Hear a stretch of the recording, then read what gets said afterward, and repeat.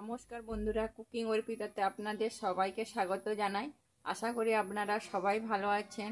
আমি আজকে বানাচ্ছি পুঁই শাক ঝিঙে আলু দিয়ে একটা তরকারি। আমার যদি এই রেসিপিটা ভালো লেগে থাকে তাহলে আমার চ্যানেলে একটা সাবস্ক্রাইব করে দেওয়ার অনুরোধ। আমি তার জন্য এই যে পুঁই শাক নিয়েছি, ঝিঙে নিয়েছি আর একটা আলু নিয়েছি। আমি পুঁই শাক ঝিঙে আলুটা এবার কেটে নিচ্ছি।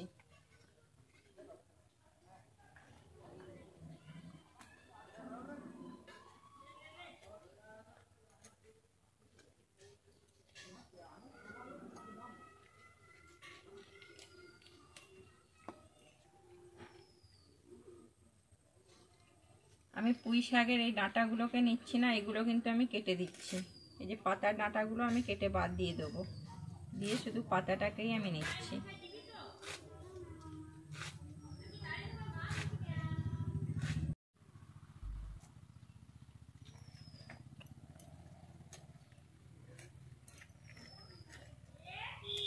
পাতাগুলো কাটা হয়ে গেছে, আমি এবার ডাঁটাগুলোকে কেটে নিচ্ছি।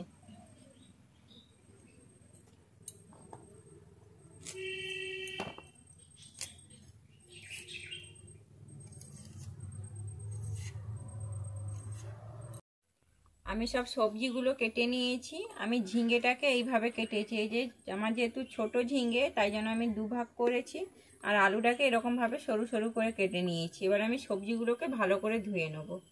মশলার জন্য নিয়েছি জিরে, আমি এখানে 1 চামচ জিরে নিয়েছি। আর নিয়েছি কালো সর্ষে, 1 চামচ কালো সর্ষে নিয়েছি, আপনারা চাইলে সাদা সর্ষেও নিতে পারেন। আর নিয়েছি গোটা গোলমরিচ, আমি 6-7টা দানা নিয়েছি। আর নিয়েছি আমি এখানে কাঁচা লঙ্কা 4টা, আর একটা আমি পেঁয়াজ কুচিয়ে নিয়েছি। আমি এবারে কাঁচা লঙ্কা, সর্ষে আর জিরে আর গোলমরিচটা আমি একসঙ্গে বেটে নেব। আমি এর মধ্যে একটু লবণ দিয়ে দিচ্ছি, যেহেতু সর্ষে আছে যাতে তেতো না লাগে তাই জন্য। আর একটু হলুদ দিয়ে দিচ্ছি, দিয়ে আমি এবার এটাকে বেটে নেব। আমি সব মশলাগুলোকে কিন্তু একসঙ্গেই আমি শিলে বেটে নিচ্ছি।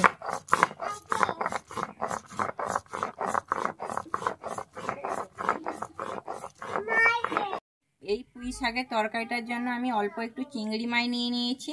আমি চিংড়ি মাছের লবণ আর একটু হলুদ মাখিয়ে নিচ্ছি। আমি চিংড়ি মাছটা আগে থেকে আমি ধুয়ে ভালো করে পরিষ্কার করে নিয়েছি। এবার চিংড়ি মাছটা লবণ আর হলুদ মাখিয়ে রেখে দিচ্ছি। আমি কড়া বসিয়ে দিয়েছি, আমার কড়াটা গরম হয়ে গেছে। আমি এবারে তেল দিয়ে দিচ্ছি। আমি সবজিটা সর্ষে তেলেই করব, তাই জন্য আমি তেল দিয়ে দিয়েছি। আমার তেলটা গরম হয়ে গেছে, আমি দিয়ে দিচ্ছি একটা শুকনো লঙ্কা, আর আমি এখানে দিয়ে দিচ্ছি 5 ফোড়ন।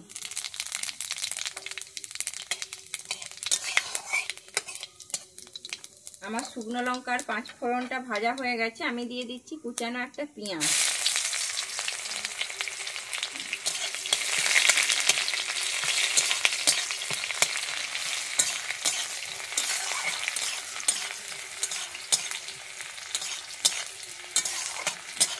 আমার পেঁয়াজটা ভাজা হয়ে গেছে। এবারে আমি যে চিংড়ি মাছটা নিয়েছিলাম, আমি চিংড়ি মাছটা আলাদা করে ভাজিনি, আমি এই তেলের মধ্যেই দিয়ে দিচ্ছি।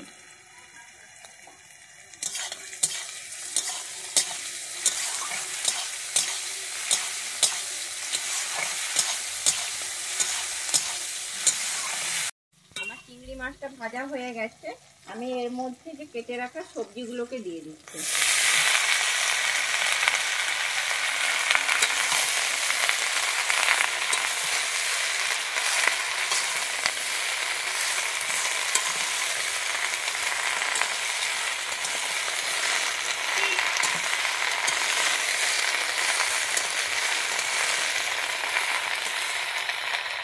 এবার আমি দিয়ে দিচ্ছি এখানে পরিমাণ মতো লবণ, আর দিয়ে দিচ্ছি হলুদ।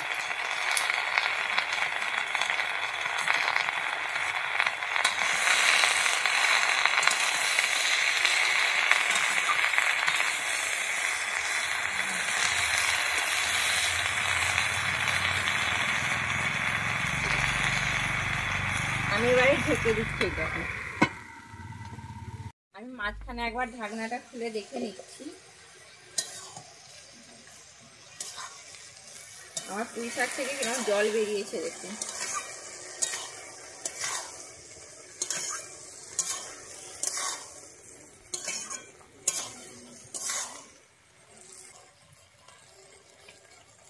আমি আবারও ঢেকে দিচ্ছি। ঢাকনাটা খুলে দেখে নিচ্ছি।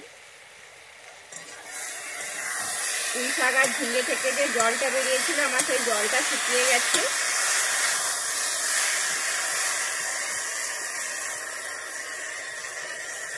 আমি এর মধ্যে যে বেটে নিয়েছিলাম মশলাটা, সেই মশলাটা দিয়ে দিচ্ছি।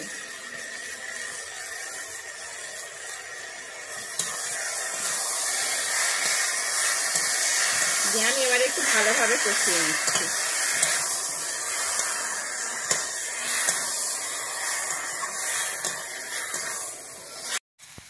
আমার মশলাটা কষানো হয়ে গেছে। আমি এবারে একটু বাটি ধুয়ে জল দিয়ে দিচ্ছি।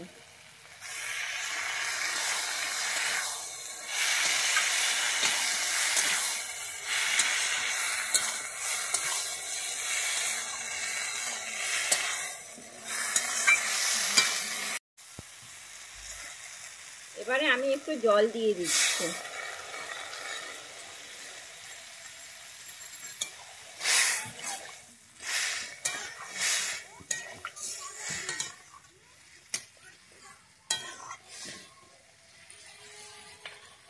এবার আমি ঢেকে দিচ্ছি 5 মিনিটের জন্য।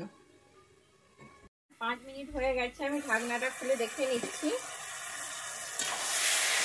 দেখুন আমি যে জলটা দিয়েছিলাম জলটাও শুকিয়ে গেছে, আর তরকারিটা একদম পুরো মাখো মাখো হয়ে গেছে, আর আমার ডাঁটাটাও খুব সুন্দর সেদ্ধ হয়ে গেছে। নামিয়ে নিচ্ছি। রেডি হয়ে গেছে চিংড়ি মাছ দিয়ে পুঁই শাকের তরকারি। আমার যদি এই রেসিপিটা আপনাদের ভালো লাগে তাহলে আমার চ্যানেলে লাইক, শেয়ার, কমেন্ট ও সাবস্ক্রাইব করে দেওয়ার অনুরোধ রইল।